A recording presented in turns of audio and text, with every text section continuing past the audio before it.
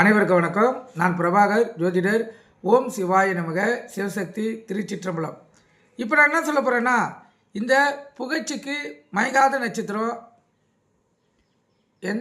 அதை பற்றி தான் சொல்ல போகிறேன். எந்த நட்சத்திரம் பார்த்தீங்கன்னா, இந்த புகழ்ச்சிக்கு மயங்காத நட்சத்திரம் மூல நட்சத்திரக்காரர்கள் கருத்தில் கொள்ளுங்கள்.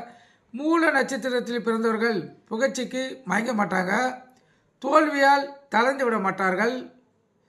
வேதாந்திகள், ஞானிகள், தத்துவ மேதிகள், நல்ல புகழ்பெற்ற கலைஞர்கள், நல்ல சிந்தனைவாதிகள், தீர்க்கதரிசிகள், கலை மேதைகள், எழுத்தாளர்கள், சண்டை பயிற்சியாளர்கள், சினிமா துறையில் புகழ்பெற்ற கலைஞர்கள், நல்ல பேச்சாளர்கள், பக்கிர முகவெட்டு உடையவர்கள், மனிதாபிமும் உடையவர்கள், முதலாளியாக தோற்றம் அளிக்கக்கூடியவர்கள்.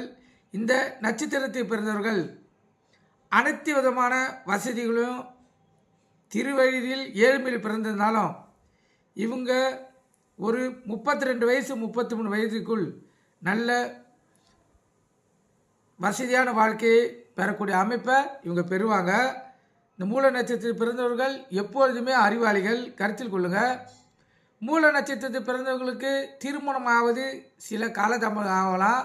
ஏன்னா காலங்காலமாக மூல நட்சத்திரத்தில் ஒரு அவதூறு நிலவுவதால், அதாவது ஆயில்யம் மூலம் இந்த ரெண்டுத்தையும் திருமணம் தடையை ஏற்படுத்துவாங்க. அது அவ்வளோ பிரச்சனை கிடையாது. இந்த மூல நட்சத்திரத்தில் பிறந்த 3ஆம் பாதத்தில் அது ஆணாக இருந்தாலும் பெண்ணாக இருந்தால் பிறந்திருந்தால் அது தந்தைக்கே நஷ்டத்தை கொடுக்குமே தவிர வாழக்கூடிய இல்லை பெண் எடுக்கக்கூடிய வீட்டில் அவங்களுக்கு எந்த பிரச்சனையும் கொடுக்காது. அதே போல் மூலத்தால் யாருக்கும் பாதிப்பும் வராது. மூல நட்சத்திரத்தால் கருத்தில் கொள்ளுங்கள். இதெல்லாம் மூட நம்பிக்கையின் மூலம் ஏற்பட்ட பயங்கள். அதை இந்த காலத்திலையும் சில பேர் கடைப்பிடிக்கிறாங்க. அந்த கடைப்பிடிக்க வேண்டிய அவசியம் இல்லை. கருத்தில் கொண்டு பயன்பெறுங்க. நன்றி, வணக்கம், வாழ்க வளமுடன்.